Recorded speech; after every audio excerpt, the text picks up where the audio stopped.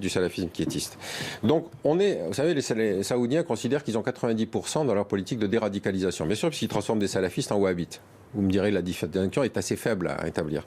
Et donc, on est sur quelque chose qui est une totale hypocrisie, parce qu'on peut couper les financements de ces groupes terroristes, mais on ne peut pas empêcher le générateur de continuer à fonctionner. Or, tant qu'on ne s'attaque pas au générateur, on retrouvera dans nos banlieues, on retrouvera un peu partout des gens qui vous raconteront cette version de l'islam, qui m'a été définie par un théologien musulman d'une manière très simple. Il m'a dit, c'est la version la plus raciste, la plus antisémite, la plus homophobe, la plus misogyne, la plus sectaire et la plus raciste de l'islam. Une fois que vous avez la définition comme ça, vous n'allez pas lire les théologiens, c'est pas la peine. Vous lisez les idées politiques. Et ces idées politiques sont un totalitarisme totalement insupportable.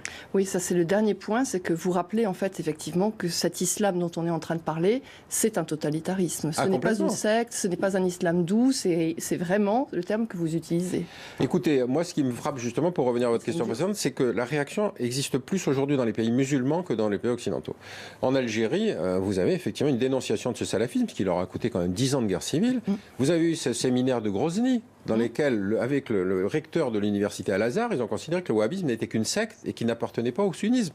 Donc on est dans une réaction aujourd'hui, dont on espère en tout cas qu'elle va se poursuivre, mais qui est beaucoup plus importante à mon avis en termes de déstabilisation que les problèmes financiers de l'Arabie Saoudite. J'aimerais bien avoir les problèmes financiers de l'Arabie Saoudite, je vous dirais. Merci beaucoup Pierre Conessa pour cet entretien. Bonne suite de programme sur France 24. Merci.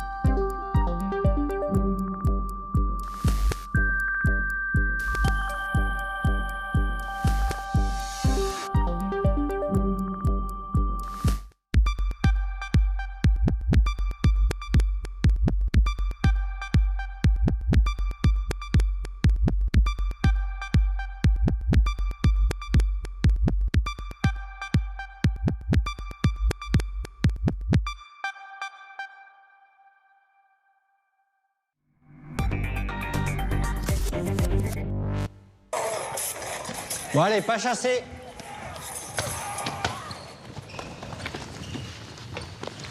Tu regardes quoi là? C'est une série, ça, mon frère. Oh là là, c'est gore. Moins de 16 ans quand même. Tu sais, moi j'ai beau savoir que c'est des effets spéciaux, ça me fait bien flipper. Ah bon? Ah ouais. Pas toi? Ouais, c'est chaud. Les images violentes, on doit les éviter, sinon il faut en parler. Vas-y, raconte. Face aux écrans, soyons vigilants. Retrouvez-nous sur jeunepublic.csa.fr.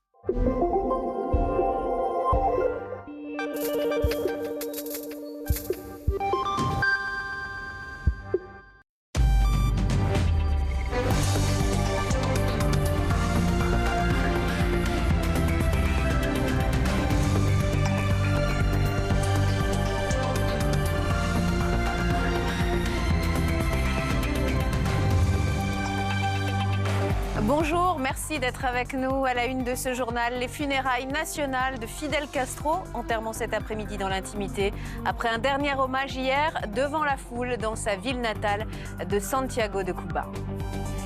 Une première mise en examen 2 mois après l'attaque au cocktail Molotov contre les policiers à Viry-Châtillon. Un adolescent de 17 ans est écroué. Il est soupçonné d'avoir fourni l'essence. Il a été écroué.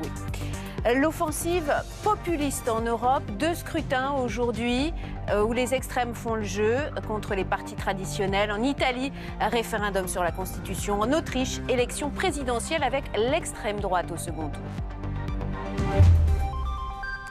Des dizaines de personnes réunies hier à Santiago de Cuba pour rendre un dernier hommage à Fidel Castro. Son frère Raúl, son successeur, a juré de défendre la patrie et le socialisme. Il a dit qu'aucun bâtiment, aucune place, aucune rue ne porterait jamais le nom de Fidel Castro, selon sa volonté. Aujourd'hui, les cendres de Fidel Castro doivent être enterrées dans l'intimité, loin des caméras, à 13h, heure française, sur place. Anne-Claire Poignard. L'ultime cérémonie d'hommage à Fidel Castro s'est achevée cette nuit par le discours de son frère Raúl prononcé devant quelques milliers de Cubains rassemblés ici, place de la Révolution à Santiago de Cuba. Dans quelques heures, l'ex-leader sera enterré dans un cimetière de la ville. Les caméras de la presse étrangère n'ont pas été conviées. Parmi les chefs d'État étrangers sur place, Ségolène Royal représente la France. Je vous propose d'écouter la ministre de l'Écologie. C'est un monument de l'histoire, d'abord, Fidel Castro. C'est une présence qui marque un témoignage à son égard, à l'égard de l'histoire et des valeurs qu'il a représentées, et en particulier la résistance à l'occupation extérieure, et puis de grandes politiques qu'il a conduites dès qu'il est arrivé aux responsabilités, notamment sur l'éducation, sur la santé. Dans l'actualité également, un policier blessé lors d'un contrôle routier hier soir près de Paris, à Asnières. Il a été coincé par une voiture qui prenait la fuite. À bord, au moins un des occupants est connu des services de police. Les jours du policier ne sont pas en danger. Et hier soir, de nouveaux rassemblements policiers ont eu lieu dans plusieurs villes de France et a eu lieu aussi une première mise en examen dans l'enquête sur l'attaque de Viry-Châtillon. Un adolescent de 17 ans a été écroué. D'autres suspects sont toujours recherchés. 2 policiers, il y a 2 mois, avaient été grièvement brûlés par des cocktails Molotov. Marie Hague. 2 mois après le drame, ce carrefour où 4 policiers avaient été attaqués et blessés est toujours sous haute protection. Chaque jour, des dizaines de CRS s'y relaient. Un adolescent de 17 ans a été mis en examen pour complicité de meurtre, puis écroué. C'est lui qui aurait fourni l'essence utilisée pour fabriquer les cocktails Molotov lancés sur les policiers. Un autre adolescent a aussi été interpellé. Il a depuis été placé sous le statut de témoin assisté. J'ai félicité aujourd'hui les enquêteurs et bien entendu l'enquête se poursuivra et je suis convaincu que tous ceux qui ont participé ou sont complices de cette tentative d'assassinat en rendront compte devant la justice. Cette mise en examen n'est qu'un premier pas. Au total, une quinzaine de personnes sont soupçonnées d'avoir directement participé à cette attaque. Une attaque qui avait provoqué un mouvement de contestation inédit au sein de la police. À Paris, ils étaient une centaine dans la rue. On continue à travailler sur ce secteur et on sait que ça pourrait arriver à n'importe quel moment. Et bon, pour l'instant, il y a des CRS qui sont en sécurisation sur le secteur. On sait aussi que ça ne durera pas.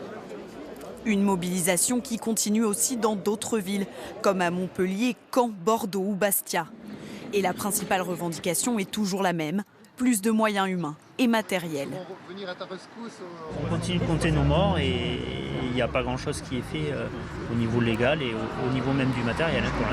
Pour l'instant, ce ne sont que des promesses, nous n'avons rien vu. L'un des policiers blessés lors de l'attaque est toujours hospitalisé. Une nouvelle mobilisation nationale est prévue le 13 décembre. Aux États-Unis, au moins 9 personnes tuées dans un incendie cette nuit près de San Francisco, dans la ville d'Oakland. Le bilan pourrait s'alourdir. Les victimes participaient à une fête dans un ancien